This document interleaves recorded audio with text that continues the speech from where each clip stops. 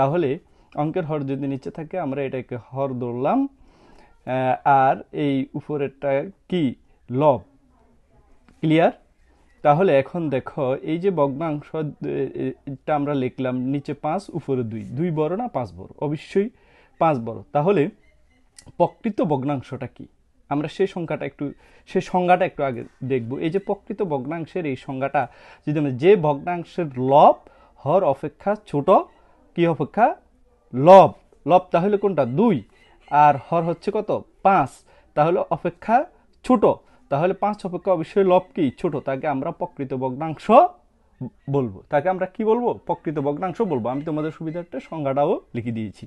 এবার আমরা কথা বলবো অপ্রকৃত ভগ্নাংশ নিয়ে। দেখো আমি যদি এইভাবেই সংজ্ঞাটা যদি লিখি, এখন আমাদের মোটামুটি যে এই অপ্রকৃত ভগ্নাংশ